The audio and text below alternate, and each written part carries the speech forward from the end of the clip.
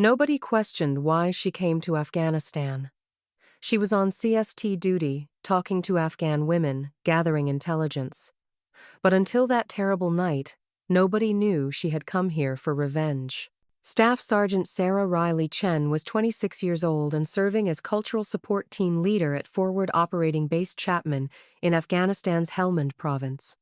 According to official records, she was a UCLA psychology graduate, Mandarin and Pashto language specialist, and a trained operator for reaching Afghan civilian population through female soldiers. But none of this information was true. Even her name wasn't really Sarah Chen. She was a identity recreated 3 years ago under the CIA's ultra-classified signature reduction program. Real birth name, real family, real past, all buried behind encryption levels that didn't exist in normal military databases. The male soldiers at FOB Chapman knew her but didn't really know her. Green Beret team leader Captain Mike Rodriguez called her Chen. Navy SEAL operators referred to her as CST Girl. They all found her respectful, but nobody questioned why she was so professional, why she remained so cool in combat situations. Every morning Sarah woke up at 5:30, did PT, checked equipment. She would brief with other CST members Jessica Martinez and Amanda Thompson, then spend the day doing female engagement operations in Afghan villages. She would talk to local women, interact with children, and gather intelligence. That's all that was visible. But every night, after the others fell asleep, Sarah would open her private encrypted communication device and speak with her handler at Langley, Agent David Park. Because Sarah wasn't just an Army Cultural Support Team member, she was also one of the CIA's most classified operatives, and her reason for being here wasn't what was written in the official mission orders. Chapter 2. First Clues of Reality. That Monday morning, Sarah's team was going to Nazad village for a female engagement operation.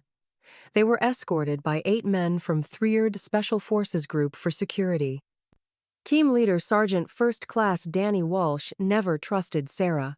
"Chen, this is an easy mission for you this time," Walsh said during convoy briefing. "Just talk to women, give candy to kids, take photos. Real soldiers will handle security here." Sarah just smiled. "Copy that, Sergeant." But what Walsh didn't know was that Sarah knew this village very well, not just from maps, but because this place was exactly 15 kilometers from where she had been searching for 3 years. When the convoy arrived in Nazad, everything looked normal.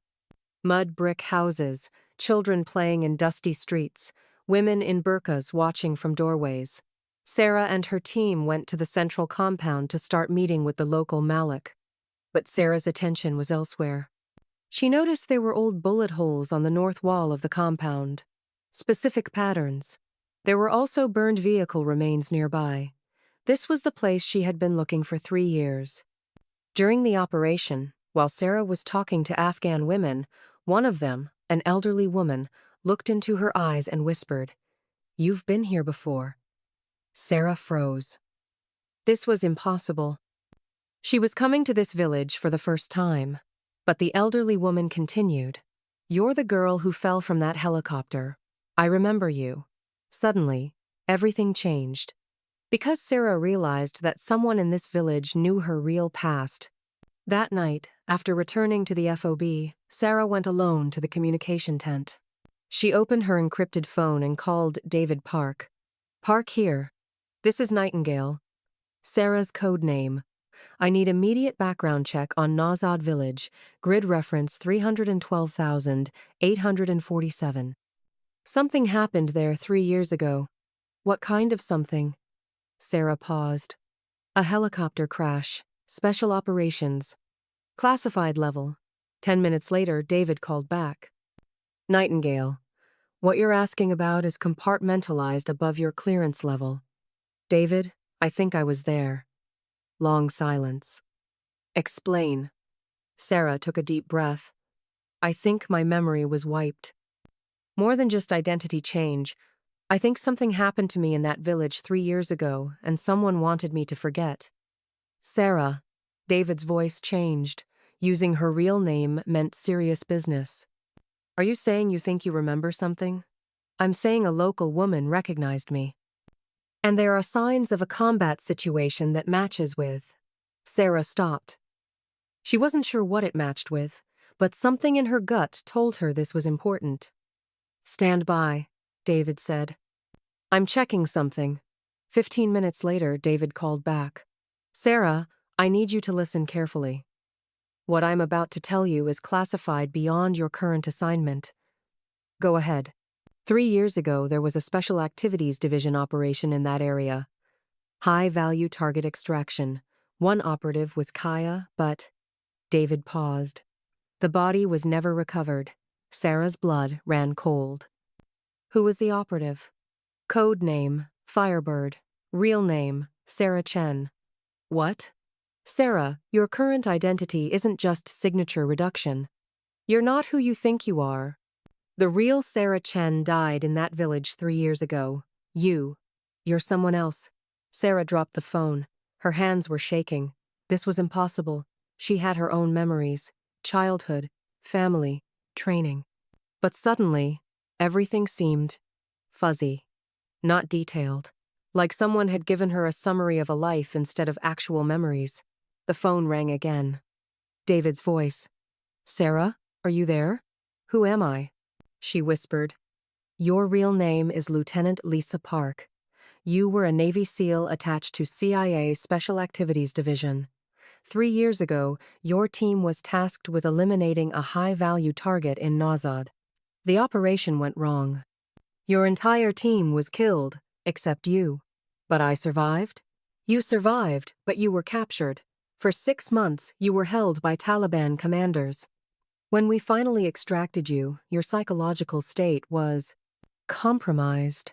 Severe PTSD, memory fragmentation, survivor's guilt. The decision was made to give you a completely new identity and erase your previous life. Sarah sat down hard. Why are you telling me this now? Because the high-value target you were sent to eliminate 3 years ago, he's back. And intelligence suggests he's operating in the same area again. Who is he? David's voice turned cold. Commander Rashid Ahmadi, Taliban leader responsible for the deaths of 47 American service members, including your original team.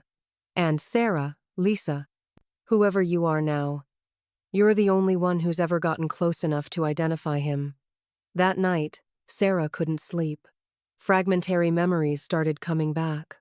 Flashes of a helicopter going down, gunfire in the darkness, her teammates screaming, blood on desert sand, and a face.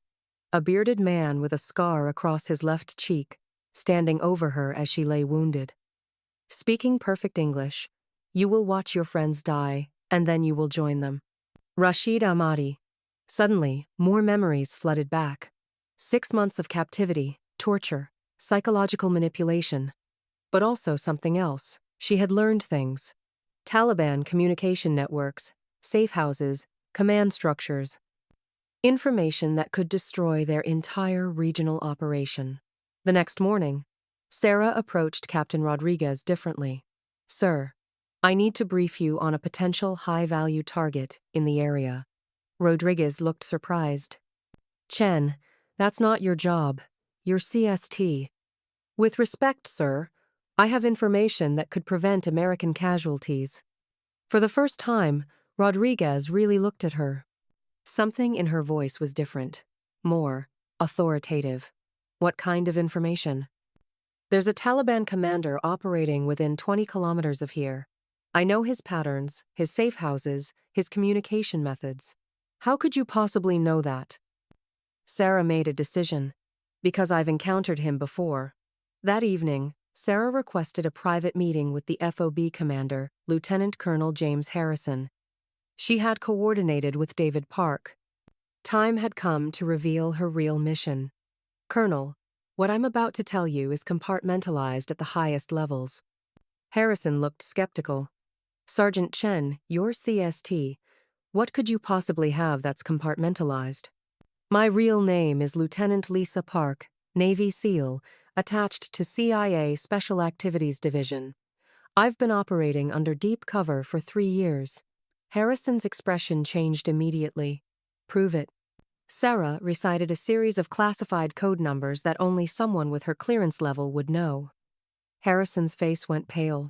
Jesus Christ. You're Firebird. You know that code name. Every flag officer in CENTCOM knows that code name. You were declared KIA 3 years ago. There's a star on the wall at Langley with your name on it. I'm not dead. And neither is my mission. Sarah explained everything. Rashid Ahmadi, the failed operation, her capture, the memory suppression, and now the intelligence that Ahmadi was back in the area. What do you need? Harrison asked. I need my team to know who I really am. And I need authorization for a direct action mission against Ahmadi. That's not going to be easy. Your current team thinks you're just CST. Then we need to change that. Tonight. Harrison assembled the key personnel in the secure briefing room. Rodriguez, Walsh, SEAL Team Leader Petty Officer First Class Marcus Stone, and Sarah's CST teammates Jessica and Amanda. What you're about to hear is classified top secret. Harrison began. Sergeant Chen, step forward. Sarah walked to the front. For the first time in 3 years, she stood like the operator she really was. Shoulders back, eyes hard, voice commanding. My name is Lieutenant Lisa Park, United States Navy SEALs. For the past 3 years, I've been operating under deep cover as Cultural Support Team Leader.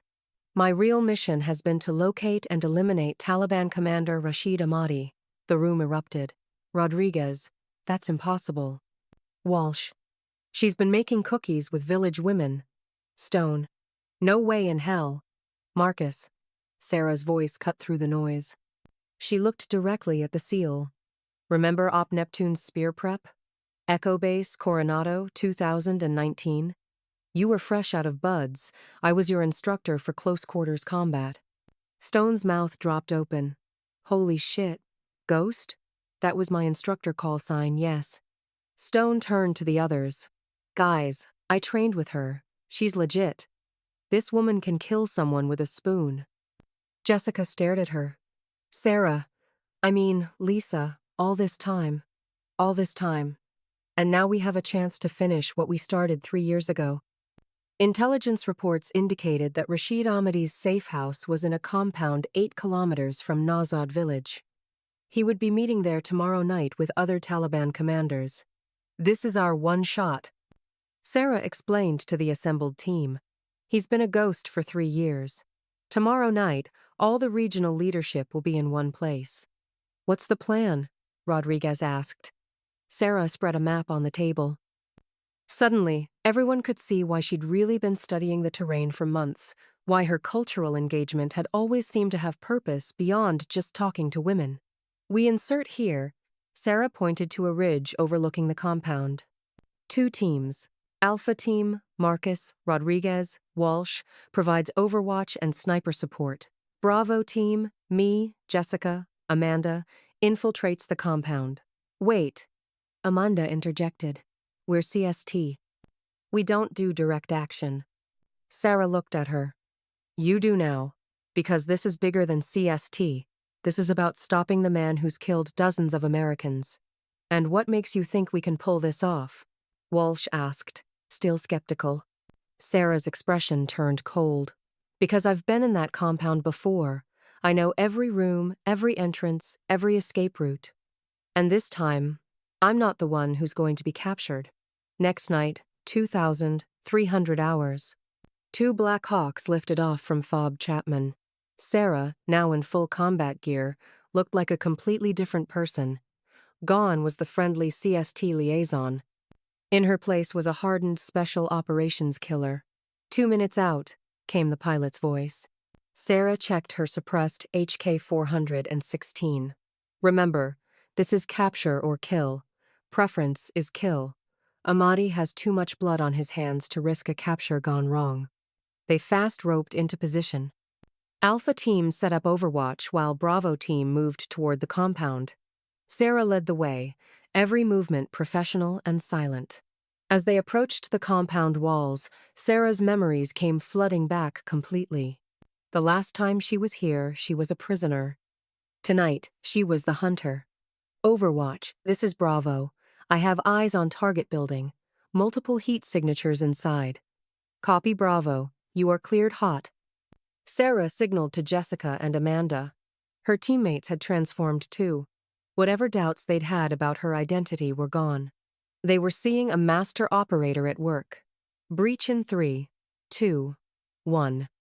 The compound assault was swift and silent. Sarah moved through the building like she'd designed it herself. Room by room, eliminating sentries, moving toward the central meeting room. And then she found him. Rashid Ahmadi sat at a wooden table with 4 other men, studying maps. The same face, the same scar. The man who had haunted her dreams for 3 years. He looked up as Sarah entered the room, her weapon trained on him. I know you, he said in English. You are the dead woman. Not dead, just delayed. You have come for revenge. I've come for justice. Ahmadi smiled. There is no difference. You're right. Sarah pulled the trigger. The operation was a complete success.